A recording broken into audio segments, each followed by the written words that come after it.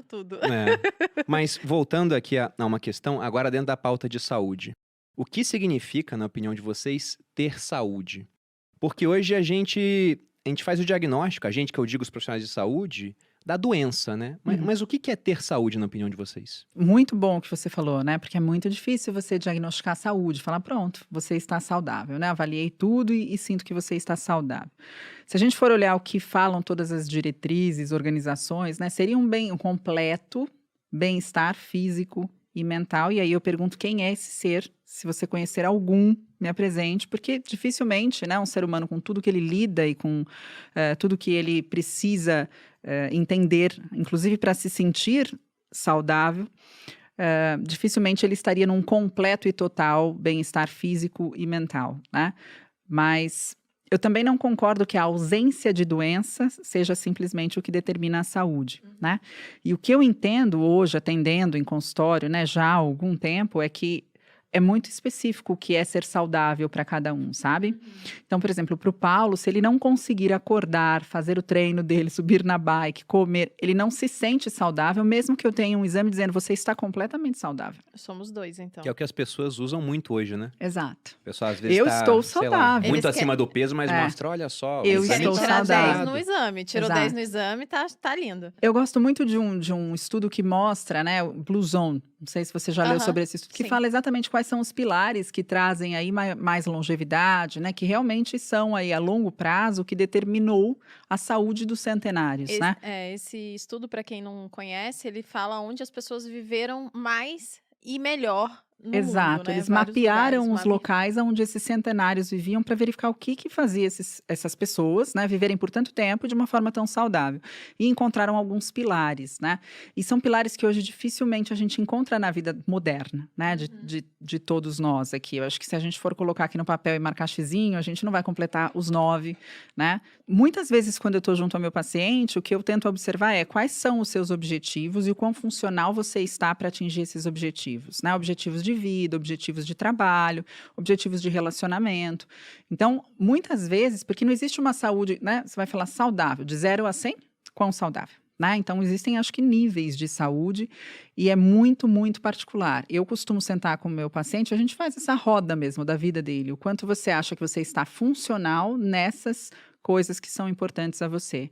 E o que a gente pode colocar de pilares aqui que podem sustentar por mais tempo essa sua funcionalidade. Então, eu acho que saúde, dentro do que eu estudo e que eu observo, é justamente funcionar, né? Mas funcionar bem. E se sentindo bem, né? E que tem muito a ver com o fato dele conseguir acordar e subir na bicicleta, independente dos exames dele estarem bons ou não, né? Então, eu acho que é muito mais subjetivo do que objetivo, né, com essa frase de bem-estar completo, 100%. Ou ainda, sua hemoglobina glicada 4,8%, sabe? Então, E o mais curioso do Blue Zones é que eles viram lá que uma das características de quase todas as pessoas é que elas tinham afeto, elas tinham uma rede emocional, exato, um relacionamento muito grande, o que as pessoas hoje em dia estão também deixando a desejar. e Tem muitas coisas que as pessoas estão deixando a desejar, assim, né? Vivem próximos aos familiares, né? Então, por exemplo, os idosos, esses centenários, eles estavam junto à família e não afastados em algum lugar, sendo cuidados por alguém, por um desconhecido. Eles mantinham esses laços, né? Eles se movimentavam naturalmente. Hoje, quem se movimenta naturalmente? Né? Você desce escada para... Ninguém me desceu a escada para me buscar, né, Eduardo? Não foi isso que aconteceu. A gente não faz isso no dia a dia, né? Além de ter uma alimentação super natural. Quem quiser consegue simular. Exato, é possível simular. Quer, né? Então, mas é essa questão. Hoje em dia, estar saudável é criar estratégias para que você funcione, porque não é mais natural né, esse ambiente. A gente está muito distante do que a gente foi projetado para fazer. Tem uma frase do Hipócrates, que eu inclusive citei num podcast há algum tempo, onde ele fala que nós perdemos a saúde à medida que nos afastamos da natureza. Eu estava procurando aqui, eu não sei se está correto o que eu achei, mas você falou do Blue Zone, eu fui procurar esses 9 pilares. Eu vou falar aqui, se tiver algum diferente, você me corrige, por favor. Alimentação saudável, depois ele falou equilíbrio alimentar, alívio do estresse, convívio social, consumo de resveratrol. Não. Não? Não. Deve ser alguém já enviesado aí no... Custa uma taça de vinho, né? Ômega 3, 3 consumo de resveratrol marca tal, né? Mas ele continua.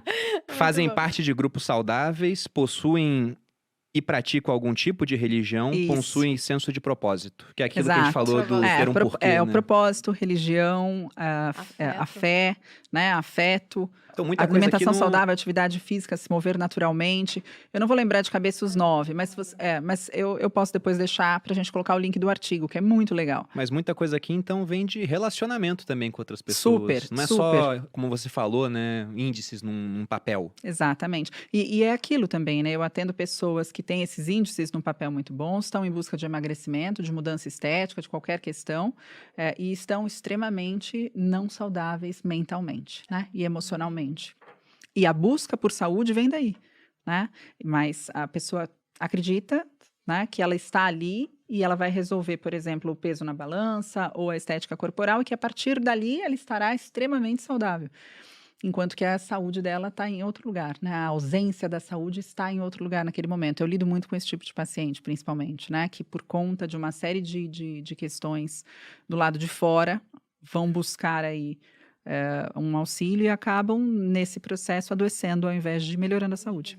É triste, mas eu acho que acontece muito hoje em dia, pela pressão das redes sociais também, tem muita coisa assim, mas ao mesmo tempo, eu também acho que, eu não sei, eu acho que é tênue, né? Porque também tem o outro lado, né? A obesidade hoje em dia é o que mais mata mais do que fome, por exemplo. Então, se a gente tem que ficar muito magro, mas ao mesmo tempo as pessoas estão muito gordas, estão totalmente distantes da realidade que a gente deveria viver. Eu acho que esse é o grande problema, no final das contas. E aí a gente pode abrir um papo de 1 hora aqui.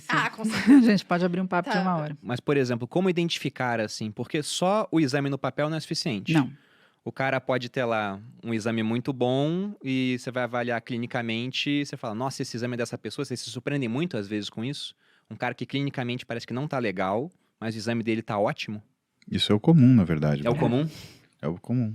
E tanto uma coisa quanto outra, né? A gente lida em medicina com uma associação que a gente chama de associação diagnóstico, na ortopedia, imagem diagnóstico. O paciente ele tem uma dor no ombro, você pede um exame de imagem, vem lá uma bursite. Mas se você não examinar esse paciente, corre muito risco de você pegar algo que apareceu no exame, mas não é o que causa a dor dele. Então, indo por esse lado, até para a gente amarrar essa conversa de saúde, que eu e a Roberta concordamos que muito da saúde é uma percepção pessoal de cada indivíduo. Uhum. Né? Você começa a colocar algumas coisas que é a situação que nós vivemos, porque o homem é um ser social, ele não vive dissociado de conexões. Né? Vocês falaram do estudo e esse estudo ele fala o quê? Ele coloca justamente a importância dessas conexões.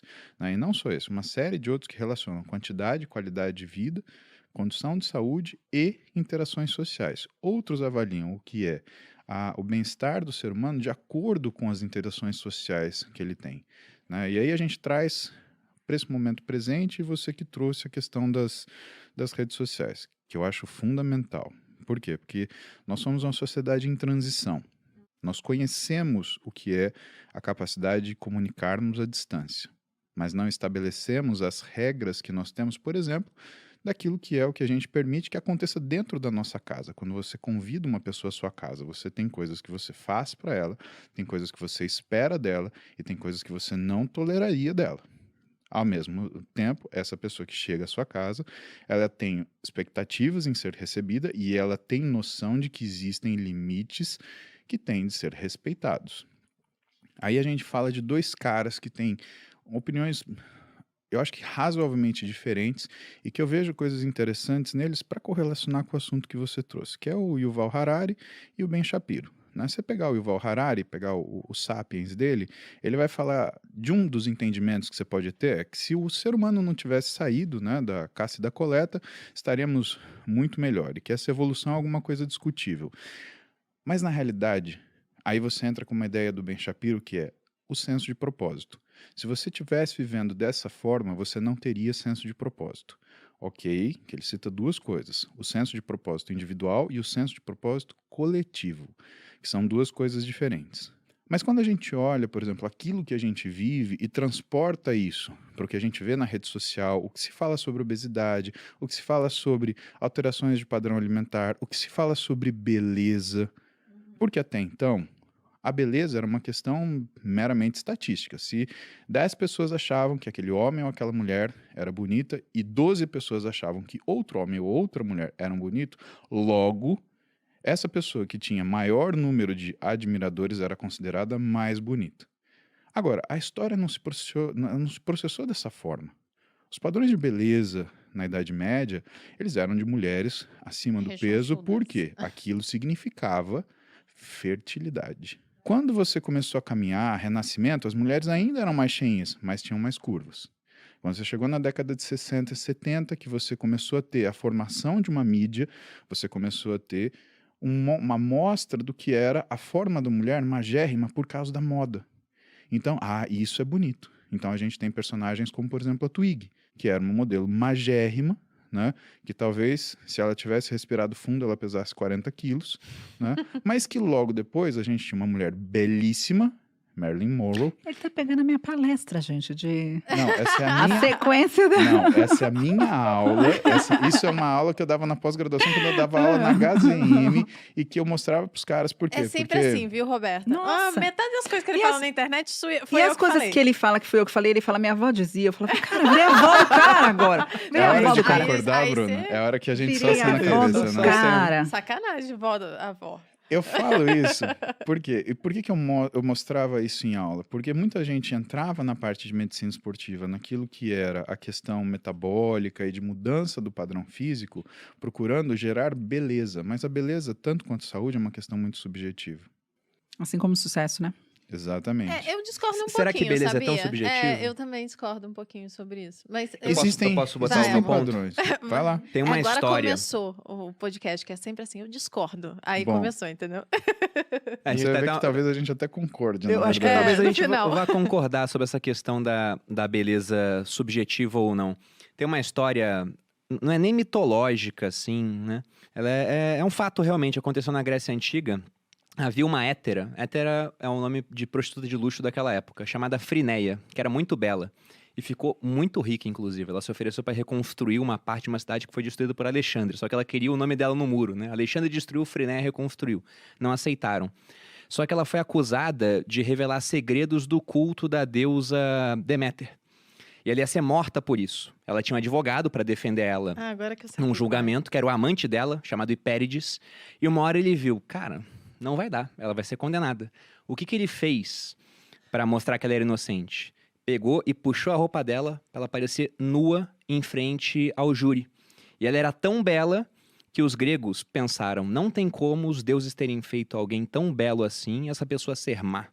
Então ela é tão bela que não pode ser culpada, está absolvida. Posso te contar uma comprovação disso daí? A questão é que ela era culpada, deixa aqui bem claro. Eu vou te contar. Então, A Roberta vai ficar louca da vida, eu tô até Ah. sentado longe. A gente foi pra Nova York. eu lembrei o Passar blusão, 3 gente. dias. Melhor eu falar sobre o blusão, acabei de A gente lembrar. foi pra Nova York passar 3 dias e a gente arrumou um abrigo homérica. Amor, não. E aí essa história é boa. Não, agora coração. Possível, cara. Segura na O primeiro e cadeira que último você vai podcast que eu chacoalhar. vim Primeiro acompanhada pelo meu marido. Primeiro e último. Mas eu só preciso de um. Eu só preciso porque o meu tiro é certeiro, coração. E aí, a gente teve uma briga homérica, independente da razão. E aí ela virou pra mim assim, eu vou descer porque eu preciso espairar a cabeça, quando a gente voltar pra São Paulo, eu vou me separar de você. E ela foi trocar de roupa. Quando eu olhei aquela mulher trocando de roupa nua, eu falei, não, na minha frente não, só peguei pelo cabelo, vem cá. Aí E peguei pelo assim, cabelo, a gente olha, fez as pronto, a pazes na internet hora. caiu. E aquilo, e assim, é o espírito de porco, né? Porque aí a gente tava bem, tava tudo bem, feito as pazes, ânimos acalmados. Eu sento na cama, levanto o braço e falo assim, ganhei! Cara, pensa numa briga aqui. Mariana! Mas lógico, Fez. pensa aqui. Ué, Ele a vida é fez. perigosa, a vida é interessante. Entendi. Pensa uma briga que volta do começo, assim, 2 vezes pior. Nossa, eu Mas imagino. vale a pena. Eu A tenho gente sempre certeza. tem que testar os limites.